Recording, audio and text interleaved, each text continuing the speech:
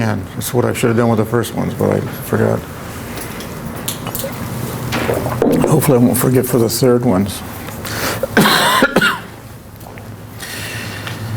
Okay, so we've been, the last lecture we were talking about, we're getting into more practical types of drivers now. And this is an example of an array and has these individual drivers called elements.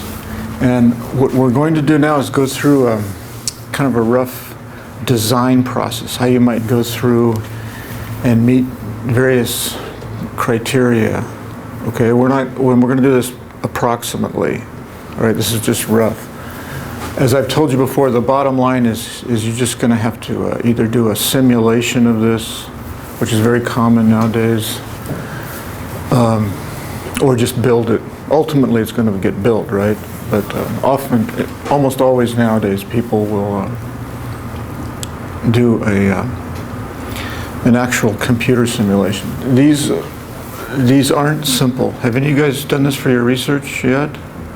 Okay, COMSOL is one of the packages, yeah. This sounds simple, you know. Oh, great, you know. Experiments are almost always hard. They get real dirty. So you think, oh, just do a simulation. Well,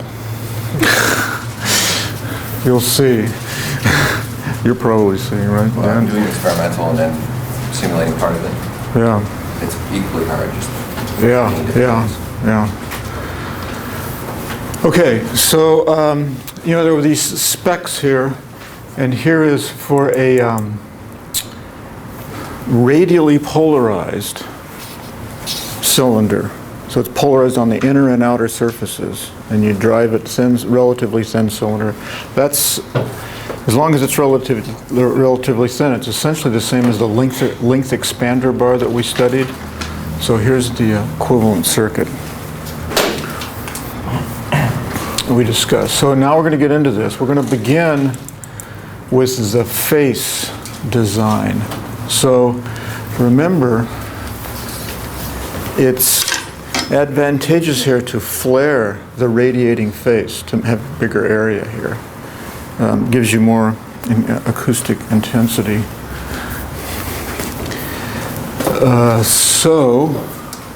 We're going to look at that first. Remember, the element has a resonance frequency of 5 kilohertz. And for that frequency, in water, roughly 1,500 meters per second, okay? The wavelength is 30 centimeters. So it's reasonable to have you can't have the elements too far apart compared to a wavelength, because what will happen? Think of the sound wave coming out here. It won't be a nice, the wavefront will be distorted, right? If the separation between the elements is too big. So a reasonable thing to assume here is that there's half a wavelength between the axes here of neighboring elements. So the wavelength here is 30 centimeters, so this is 15 centimeters. You need some space here for protective covering, you know, and support. So we'll take the diameter to be 14 centimeters. That's the maximum the face diameter can be. We can make it less, but we'll just, this gets complicated later. I think and I think Brian makes some mistakes. So I think we'll fix it at that. But it can't be any bigger than that. We know that, okay? Now, the problem here is that we have this vibrating solid here, the ceramic, that's causing the excitation. This is a solid too. The ceramic is straining, right? You have to worry about the fact that this can flex. If the face, as we mentioned last time, if the face flexes here, it's going to degrade the wavefront. So we need to guard against that. We need to design so that we avoid that. So we're worried about flexural motion here. And you can't, you have some experience of that in 3119, right? bars, and you might have done plates. You might have discussed plates. Who taught 3119 to you guys? Okay. Yeah, so he probably got into plates too, not just bars. Usually I think I skip the plates. And the bars are complicated enough, I think. But anyway, you can't analytically solve that problem. But there is a relationship for a square head, for a circular head, for a square head. All right? So this is just a square block. It's the fundamental flexural mode of a solid square block, thing going like this. So a formula exists for that. And you know how this works. Somebody's working on this. They can't go through all the theory, right? You're grabbing a formula, right? And so this is a formula that Brian grabbed, okay, it's a square plate. It'll give us a rough estimate of the resonant. We want to be below this frequency, sufficiently below this frequency. We don't want to excite come close to exciting flexural waves. And so there's there's something interesting about this formula here. What strikes you about this formula? Look at this. Where'd this come from? What does that tell you? Almost certainly. Well, probably numerical. Right. So I don't think this is an analytical result. It's possible. Sometimes there can be complicated factors in an analytical result, and some engineers sometimes do this, and they'll write down, a factor to 3 figures. But my guess here is that this is probably a square plate. Seems like you should be able to analytically find that fundamental resonant, but I don't know. I don't know. Anyway, we'll use that as just a rough approximation. So we'll choose aluminum to keep the mass small. There's going to be a lot. This thing's flaring out a lot. There's a lot of mass here. So take aluminum, and if you just assume a thickness of 5 centimeters, this yields 9 kilohertz resonance frequency.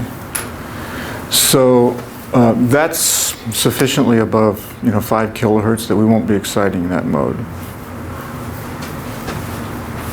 Okay, so that's sort of a 5 centimeters is roughly the minimum length. If we made it any smaller, if the length of the head here, and we're not taking into account, we're just treating this as a block, a square block right now, just a rough value. If we make it any shorter, it becomes less stiff. The resonant frequency is going to go down, right? Plate is going like this.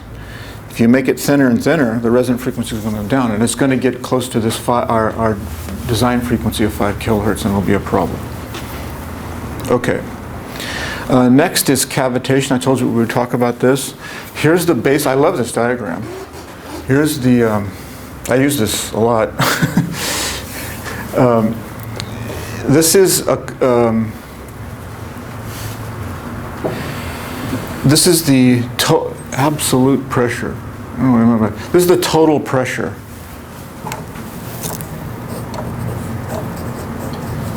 I'm not sure why I call that absolute. Okay. And when you have a sound wave is variations of pressure about some equilibrium value, right? So when you're down in water, what's the pressure? Well, it's the atmospheric pressure. So here's water. You're going to have some, God, this cheap chalk. It's not homogeneous. Never mind. It's got these little things, something going on in there. So this is some liquid here. For us it's water. So we're in a gravitational field here. Right, so when you're at some depth h, then suddenly this is a mistake. This h should be a d, okay? When you're at some depth here, okay, pardon me? It's D in our notes, or at least in the ones I printed out. Oh, really? Oh no, I'm sorry. It's D on the diagram. Yeah. Sorry. So, when you're at some depth, what's the pressure here? Well, I think all you guys know this. The pressure, this is just simple hydrostatics. The pressure increases as rho gh. It's about an atmosphere for 10 meters, every 10 meters for water. We might have discussed this before. So anyway, here you are at some depth. You have a sound wave, which represents pressure amplitude. And typically, the pressure of the sound wave is much less than the equilibrium pressure, right? So typically, there's a little small amplitude sine curve here. But if you crank up the amplitude, one thing that can happen here is that eventually, the pressure swing will actually go to zero. During the expansion phase, the pressure will be absolute pressure. That's probably why I used it there. The absolute pressure will be zero. Once you get there and you go a little deeper, you can actually rip the liquid apart and create, it's called cavitation. There'll be cavities created in there, air bubbles. And this is not good. Everybody in the Navy knows this, right? What's the problem with cavitation? Well, yeah, the big problem is that you can be detected, okay? Those bubbles are created, and they have a spectrum of bubbles of different sizes, and they, due to their creation, they're oscillating. They ring down. And so there's a characteristic acoustic, they ring down and emit sound. So there's a characteristic acoustic spectrum. And another problem is that, remember, the whole point here is we want to create sound, right? And if you've got this bubble field out here, that's going to hurt in the sound, cut down on the sound transmission. So anyway, I like this. I see the little bubbles that I put. I think it's good. Okay, so the spec was at 50 feet, I think. I can't remember, you can look in the spec sheet, the previous spec list there. That's about 15 meters. So we don't want cavitation. When the things run, when the device, the projector, is being run at full power, we don't want cavitation at 50 feet. Which means, as I mentioned before, there won't, at last lecture, there won't be any problem below that, but above, you'll get cavitation above. So what is the maximum acoustic intensity that we can have just before cavitation at, oh, incidentally, I should tell you, you might wonder, well, how negative do you have to go to get cavitation? This was a huge problem. When a lot of research was being done on this, which was, I believe, roughly in the, not that long ago, 1960s, roughly something like that, I'm not sure, maybe 50s probably, people were getting different answers. They would claim to be doing the same experiment, and they get very different answers. And do you know what the problem turned out to be? It was finally recognized. Does anybody know? Microbubbles. So you can't create a liquid that doesn't have some kind of microbubbles in there. If you want to get rid of them, you can pump on the liquid, the vacuum pump in the air, and you can reduce it. But the problem was different experimenters, they didn't have, they all said they were using water, at the same temperature, same pressure, everything seemed to be the same. There was different microbubble content based on the past history of the water they were using. And it had a big effect. They would get very different answers here. It's kind of interesting. So what's the problem with microbubbles? They serve as nucleation sites for cavitation. If you've got microbubbles in there and the pressure is going down here, the bubble is going to be created. It's going to come from a microbubble because it's already started, right? You don't have to start from having no bubble at all. Okay. Oh, so anyway, so if we put in, here's roughly the cavitation threshold. This is approximately, right? We can find the acoustic intensity. It's about 2 watts per square centimeter. So the acoustic power is the intensity times the area. So the maximum acoustic power turns out to be 330 watts. Now you remember, the drive here is 500 watts. You might remember that's in the spec. 500 watts. However, we assumed a conversion efficiency of 50%. So the power we're going to have is 250 watts, which is significantly below cavitation. So we meet that condition. You can see this is not real simple. It's just going to get more complicated. Okay. The ceramic assembly. Now, for that equivalent circuit, we were thinking of a a cylinder that was radially polarized, right? So that was electroded on the inner and outer surfaces. But you don't have to do that. And all kinds of geometries have been considered. We'll talk more about that later. But for right now, they have different characteristics. And you can do all kinds of things. You can have a cylinder that's actually polarized. So here's the cylinder, and it's polarized this way. And then you electrode it this way. Now there's a problem with that. You can probably see just by looking at this. We'll talk about that more later. But, and so people have dealt with all kinds of geometries. Because when you change the geometry, it's going to have some advantages and disadvantages compared to what you started with. So depending on what you're after, people have explored these different geometries.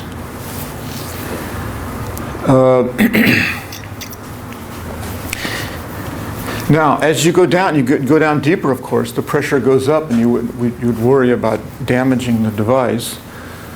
And here's a problem that I didn't think of it. Remember, we have this flared head here. And I don't think this is right. I'm going to check this again. This is kind of extreme here, I think. But it can, it's going to be more like a factor of 2. But suppose you had, compared to here, to this area here, suppose this was a factor of 4. So that means, suppose the diameter was a factor of 4. That means the area would be 16 times the area. So you're going to get a greater, the pressure is going to be boosted here because of the head, because the head is flared. Have you ever heard of the Hydrodynamic Paradox?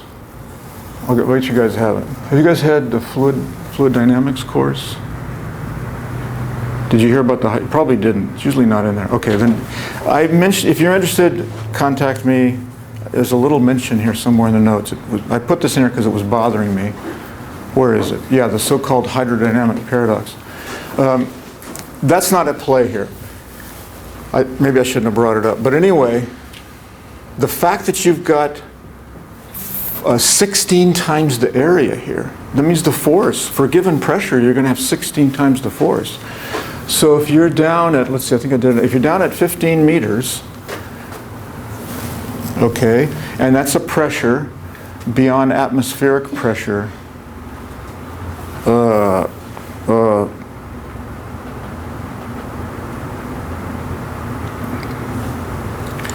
Okay. So the absolute pressure is going to, you need to add 1 to this, right? Because of the P naught.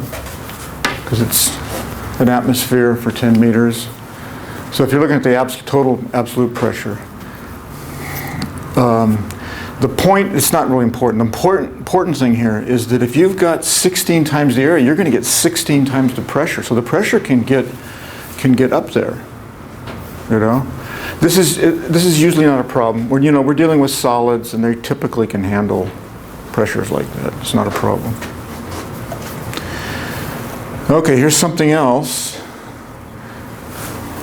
The power handling capability.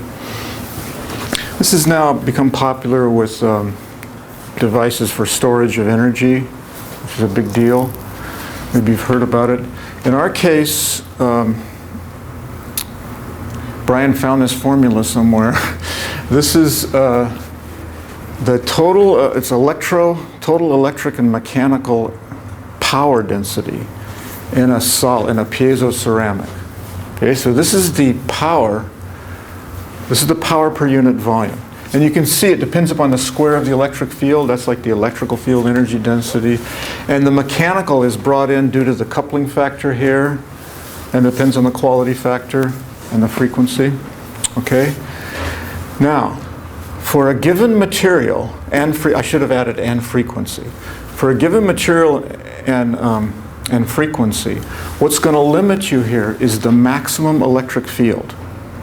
So you can find information on the maximum electric field, and I don't know this is trouble in the textbook, okay? And I've never been able to completely resolve it. And I worked on it again just yesterday. Brian switches to Navy Type 3 here, even though Navy Type 1 is in the specification. That's not a big deal, okay? So he grabbed numbers for Navy Type 3. And here's the number he used for the maximum electric field. Now there's obviously going to be a maximum electric field. What can happen if you keep cranking up the electric field? Two things can happen. Bad things. What are they? One of them you are all familiar with. Dielectric breakdown. Yeah, dielectric breakdown. Arcing. Yeah, if the electric field's big enough, you'll get arcing, which clearly is no good. And in our case, there's another thing that can happen. You can, remember this electric field is oscillating, right? You can depolarize the ceramic. So I don't know which, you know, I don't know what happens first here. But anyway, this is the number he found. This seems, there is some information in a previous chapter on a maximum electric field, and this disagrees with what's in the book. So I don't know what's going on here, but we don't really need to worry about it. We just need to be aware of this design process. That's the point here. So anyway, assuming a maximum electric field of 2,700 volts per centimeter and Navy Type 3, here's the coupling coefficient. Here's epsilon, typical quality factor, remember 5? I typed that in incidentally when I edited this notes. Angular frequency, you find that the power density, the maximum power density is going to be 26 watts per cubic centimeter. So we're putting in 500 watts, right? So that's going to set a minimum volume that we can have before there's a problem with arcing or depolarization. So that turns out to be 20 cubic centimeters. When you plug the numbers in here, it turns out to be 20 cubic centimeters. If we choose the outside radius of the ceramic to be 3 centimeters and the inside radius 2.25, we're just going to throw those down, put them down. You can then calculate the minimum volume. So you don't have that can handle the 500 incoming watts. And that corresponds to a length of the ceramic of 1.6 centimeters. So we have to make sure that our length of our cylinder is greater than 1.6 centimeters, all right? Okay, what about the other side, the tail mass? Well, here you want, I guess we can, well, no, I better keep it here because there's problems down here. Your radiating sound here, you'd like to fix this. You'd like to make it not move. You're going to get the greatest sound coming out. You just can't do, these are solids that are straining here. You just can't block them. Like I've told you before, it's really hard to do this. So it's loaded with a mass. So this is the tail mass. And we're going to choose here, you want to make it as heavy as possible, but you can't make it very heavy because then the element will become too heavy. Remember the 10-pound limit? So, because otherwise the array will just be unmanageable, it will just be very heavy. So, we're going to take 3 times, the tail mass to be 3 times the head mass. So we're going to choose a bigger, remember this is 3 centimeters radius, right, from up here somewhere, of the ceramic. We'll take it to be a 5 centimeter radius, solid cylinder, steel, it's got high density, strong. And then I state here, if you combine everything and use what we know from the past, you can nail down this. This is not quite true, I recognize. We need to know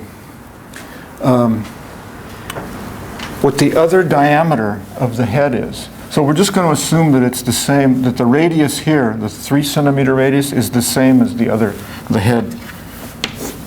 This has the same radius, okay? And I think, and I didn't recognize this problem until just very recently. This is from the book. Okay, this is according to the textbook. And I've been getting significantly different answers here. I make some comment on that in here. But we'll just take this, we'll just assume this, and I'll check it. I guess I better check it. But anyway, this is what we get. This is what we get for the head mass. The tail mass is about three times that.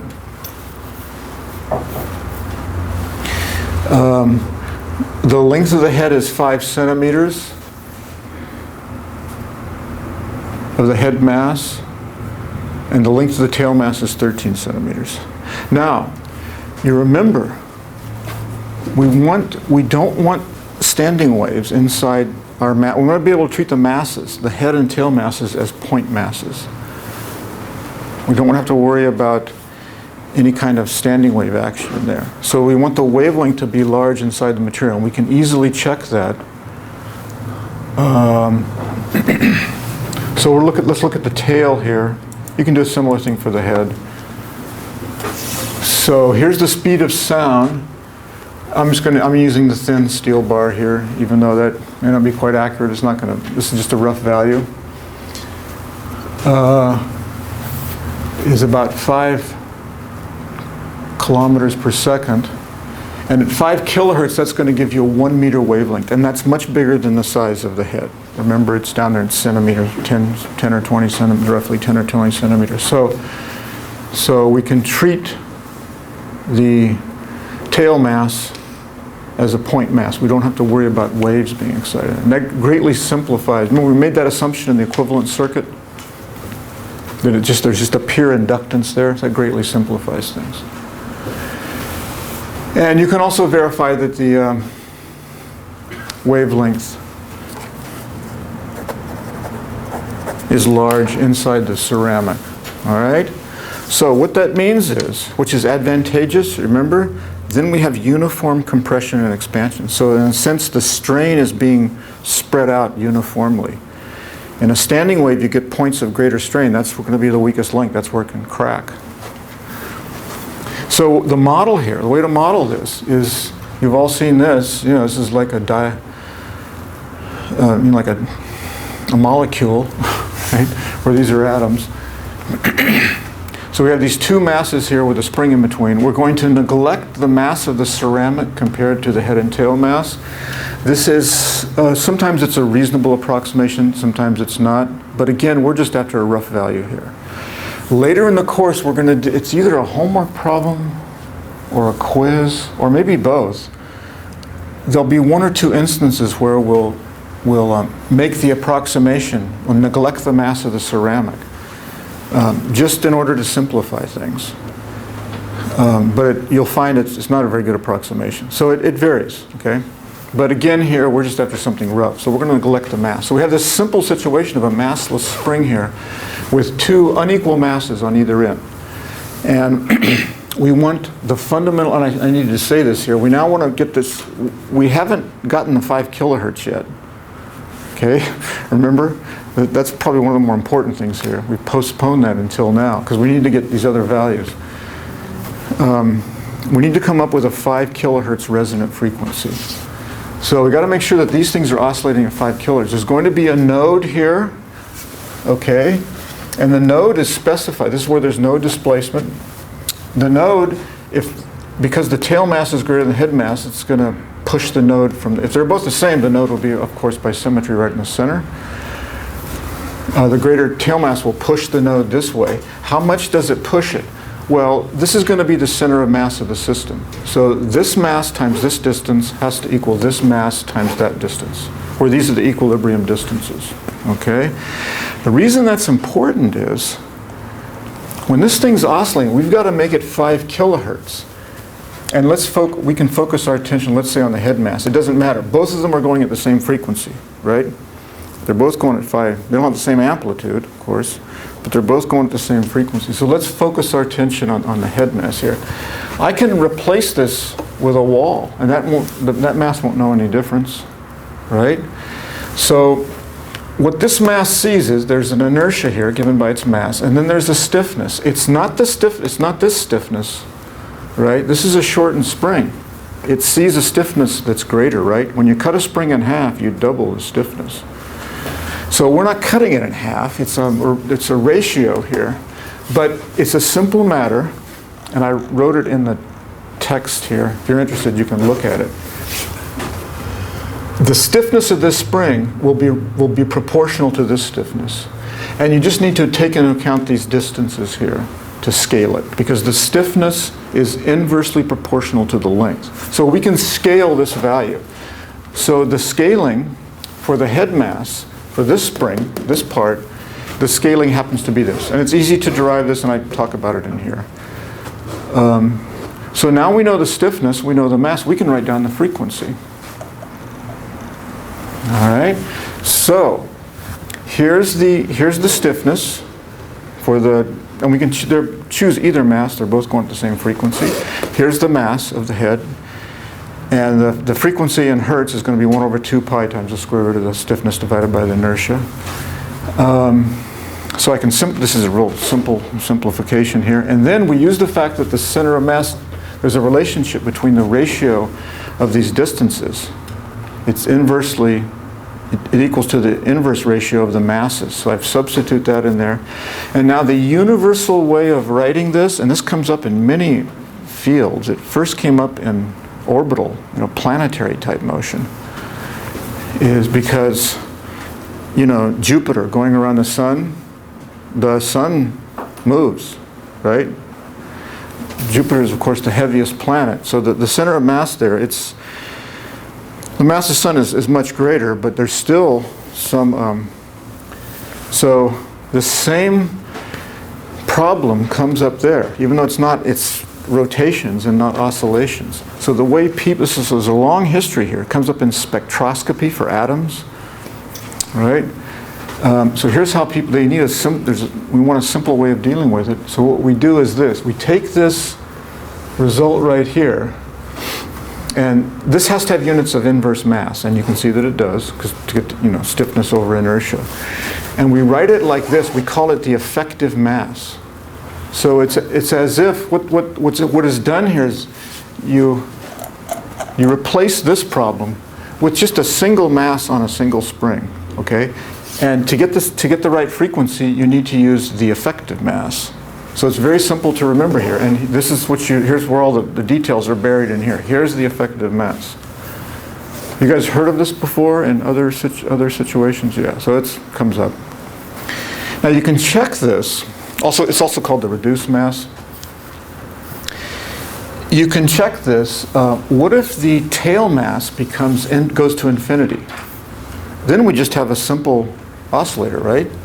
So the effective mass had better become the head mass when mt goes to infinity. Can you see that it does? Yeah, when this becomes large compared to this, we can neglect it, they cancel, and we get the head mass. And I mentioned this, I didn't mention there's another standard case. What's that? Other special case. It's not complicated to check this form. This is a general formula. What if the two masses of the... No, I was going to say tail mass goes to 0, but then there's... Oh, yeah, you got problems there. What about equal masses? In that case, we know that the frequency is going to be twice as much, right? Because there'll be a node there. So the effective mass when the masses are equal is what? 1/2 the mass, which gives you twice the frequency, or the square root. There's a square root in there. Square root of twice. So here's the square root. So it works in that case too. So you can always do this when you encounter something that you have this happens a lot, especially in more advanced subjects, and like a lot of courses here are complicated by real life things, and you're just taking some formula that somebody's come up with somewhere. Sometimes it's a good thing to check them in special cases. It gives you a physical feel, and if they don't conform to a special case, there's a problem. And let me tell you find something on the internet, there's no guarantee that it's going to be right. Okay, I've had acoustic students, I can't remember what the case was now. I don't know if I told you guys this story, but a few years ago, there's sometimes ensigns come through here. And they're immediately recognizable. You can tell the difference between you guys and an ensign. I don't know, they just, it's not just the age, it's just, I don't know, there's something on their face that shows lack of experience or something. It's really obvious. So one of them, oh, she's one of the first woman submariners. Okay, Rebecca King. She was interviewed by the BBC. I don't know if you guys, about a year or two ago.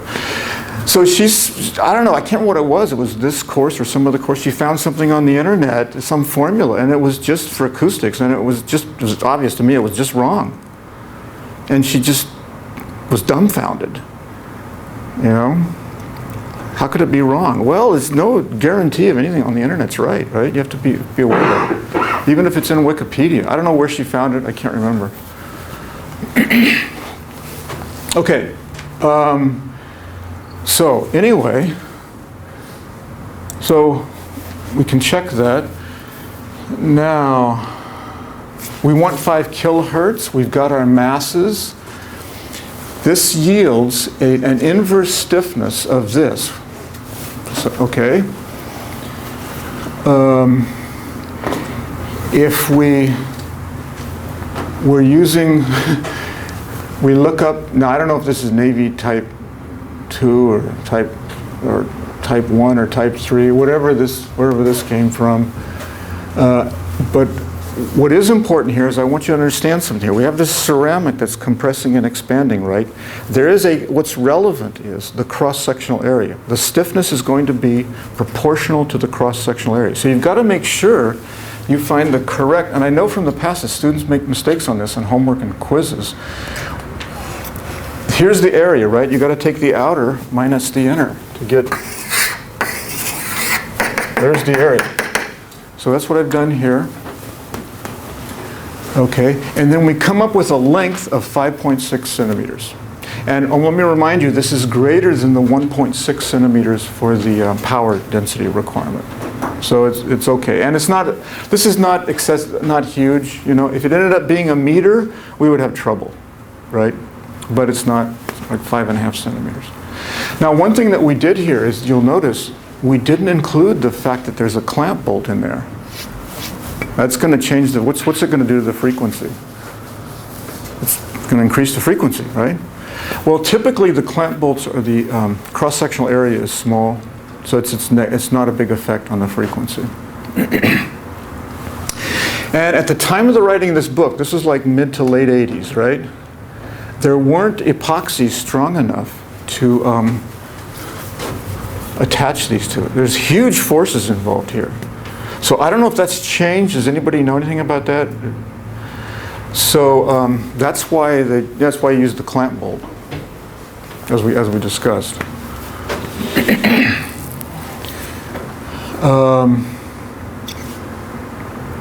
So the thing can come apart.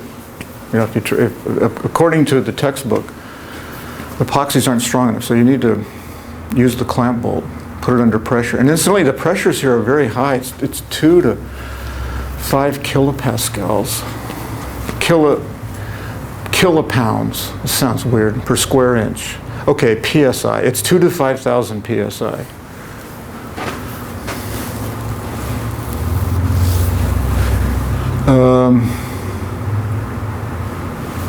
And of course, you can't over-tighten a bolt. You can break the bolt. It can also cause depolarization. Too much pressure. But these are the typical the pressures, amount they compress, the pressure in there. This pressure has other consequences. The device here has to be able to handle a shock wave from a blast, right? So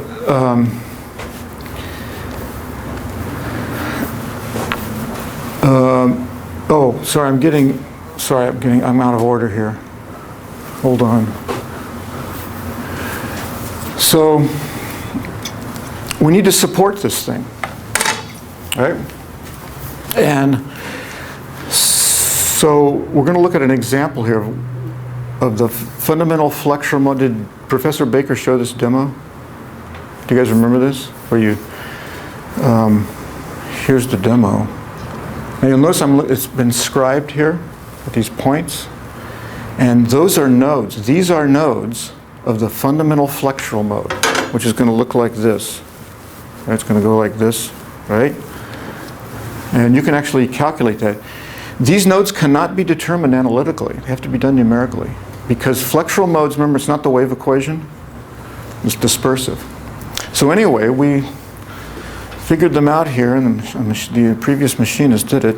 So these are predicted to be nodes, and you can see that if I excite it, yeah, they're the nodes. Look at that, high Q, right? And if I don't support it at the node, what's the quality? The quality factor goes to almost 0 if you don't support it at the nodes. So for sonar, now this is transverse, but it's the same idea for sonar with a longitudinal device sending out sound. You want to support these things. One possibility, the main one, is to support them at nodes so that you don't kill the Q. You know, we don't want a high Q, but we don't, of course, want 0 Q.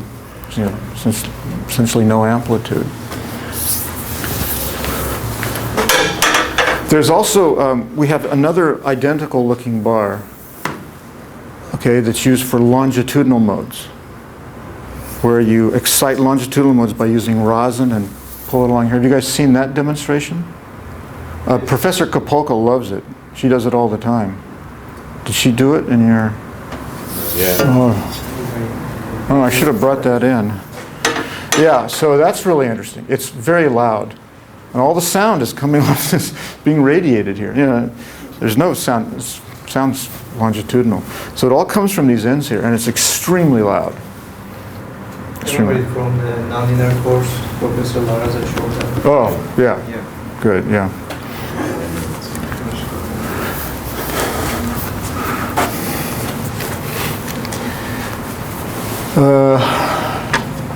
Okay, so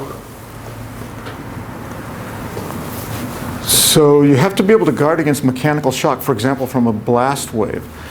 So keeping the ceramic under tension can help that. And I think what's happening, I don't know for sure, but what's reasonable is that when you have a solid and you're compressing or expanding it for a given displacement of compression and expansion, where do you think it's going to fracture first?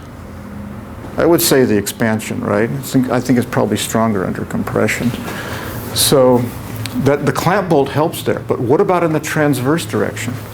Well, there they take this, what they do there, and I think it's in here somewhere, they used tape. It's a kind of tape, and I think it's on, oh yeah, that's what I think this yellow stuff is here. It's a glass fiber. We have another one that shows it better. So they'll wrap it. So here, for example, this is sort of model, so forget the segmentation here. That's for later. So there'll be a clamp bolt through here, and it stresses it this way. To stress it circumferentially or radially, they'll use this, they have this glass fiber kind of heavy-duty tape, and it's under tension. So it puts the tension in radially or circumferentially, whatever you want to call it.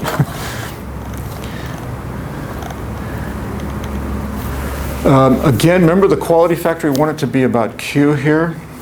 Typical values are, 5. Typical values are 5 around here. There's a little, this is misleading. I need to edit this. Here's a damped simple harmonic oscillator, right?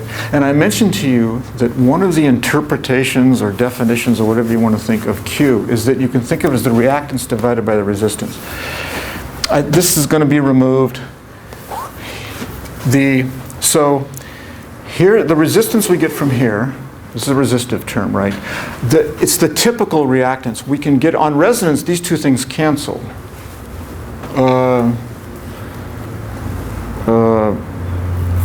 Effectively, right? But we just want to get a typical value of the reactance. So you can take either the inertia or the stiffness term. And when you do that, it's simple to show that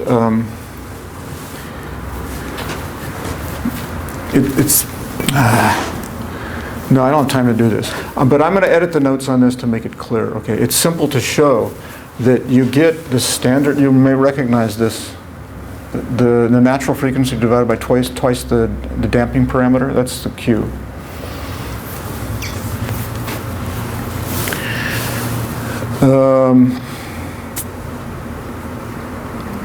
So we're not, we're not, see, I don't think we do anything with this. We don't do any calculations with this. But this is how we can find the Q. And incidentally, low Q does not necessarily mean low efficiency. Those are two separate things. You can have high efficiency and a low Q. And here's an example. If you if you minimize the internal losses, right, but you have a big radiation resistance, you're going to have a big Q but a high efficiency. All right, so that gives you that's sort of the flavor of how you would, the beginning processes of designing here. So next, this is interesting.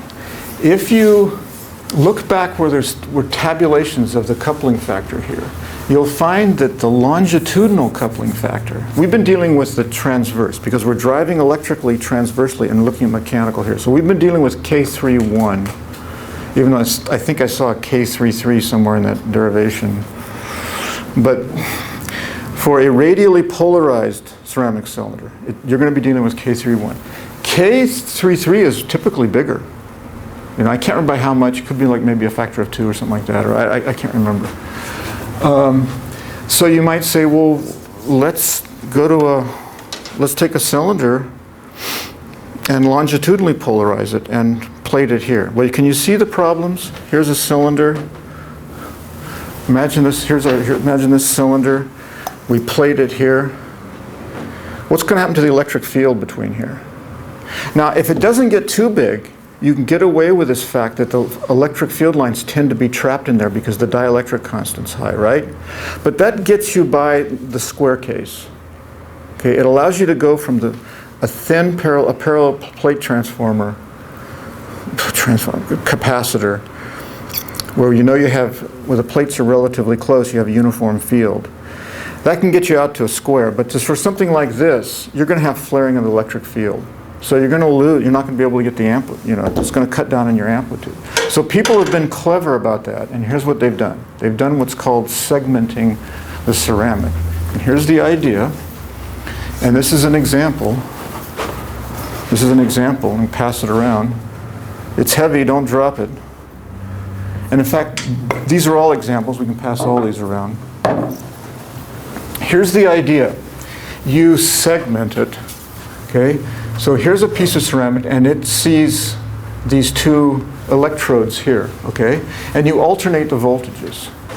So that when this is positive, you can see this is going to be the positive plate, this is going to be the negative plate. Which way does the electric field go? It goes this way. So that electric field is going to cause a stretching or a compression. Which way do you want to polarize this to get a stretching? If the electric field goes this way and you want it to stretch when the electric field is going, you want to polarize it in the same direction. Okay, so at a moment this is positive, this is negative. If this is polarized that way, you're going to get a stretching. Now over here, where does the electric field point? Points in the opposite direction. So where do you want the polarization? That way. If you've alternated the electrodes here, if you don't alternate the polarization, what's going to happen? You get essentially nothing, okay? You'll get something just due to asymmetries. But and Brian doesn't say that. There's one place in the book where it's a little part of a diagram, and it's way in the hydrophone chapter, which we'll eventually discuss. So I'll point it out to you when we finally see it. But I just want to make sure you understand here, you need to alternate the polarizations here, or you're just going to be killing yourself.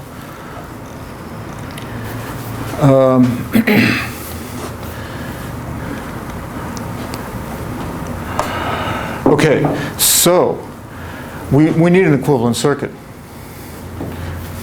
All right, so here is an equivalent circuit. We're going to have these different elements of our element here, different pieces here, right? In a segmented transducer here. So for the imps, well, here's the equivalent circuit. It's very, you can see that it's very similar to a linked expander bar, remember? It's got this very similar structure. Brian is very general here. He's got standing waves inside the ceramic. We're not going to use this. We're going to make this simple. And when we do, remember, this becomes, this is inertia. This becomes an inductor, right? This becomes a capacitor, in that case. Incidentally, I can't claim I did not, that's my handwriting, I did this, I must have done this. This is not a mistake in the book, it's just convenient. So I think what I did was, some years ago, we need this for a problem, for a homework problem, or maybe a quiz, and this is the convenient expression. So he didn't make a mistake, it's just this is the convenient. I don't know if you can see, he's got a beta there. Beta is not one of our nice parameters. It's more convenient to use our standard parameters here. But it is mathematically equivalent. Now, so this is this turns out to be the equivalent circuit for each of these individual segments here. What happens when we put it all together? Well, complications arise. And Brian doesn't explain these, but he says that if you have a sufficient number of segments here, and the magic number is around 8, then you can approximate, the whole thing will act very much like this, but the values get scaled here by the number of elements that you have. So that tells me that probably there's some kind of incorrection going on here. The incorrection is being reduced as you add more and more segments. So this equivalent circuit is accurate, roughly accurate for roughly 8 or more elements. And I want to point something interesting out to you here. Okay, so again, right. I want to point something interesting here. Look at the scaling. Little n is the number of segments. Okay, big N is the turns ratio, completely different. Okay. So how does things scale with the number? You'll notice here, Z1, and think of this as small, no standing waves, right? Quasi-static limit. Z1 is proportional to N. Does that make sense? Remember, what is Z1?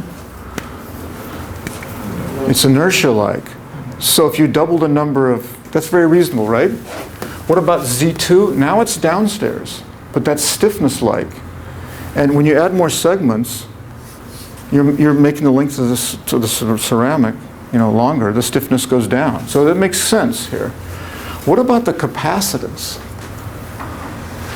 How does the capacitance scale with the number of segments? Well, those look like capacitors in series. If I have n identical capacitors in series, no, they have to be in parallel. These are actually in parallel, okay? They're actually in parallel. And let's just take 2 to look at the physics of this. Take 2, split them a little here. Split the electrode, put another one. That's not going to change anything, right? Now, if you take this, I'll let you think about this. If you take this and topologically, you don't cross any wires, you just kind of deform it, you can see that these are actually in parallel. Maybe some of you can see it. If you can't, think about it later. They actually are in parallel here. So that's why there's an N there upstairs rather than downstairs. Okay, so we'll finish this chapter tomorrow, okay?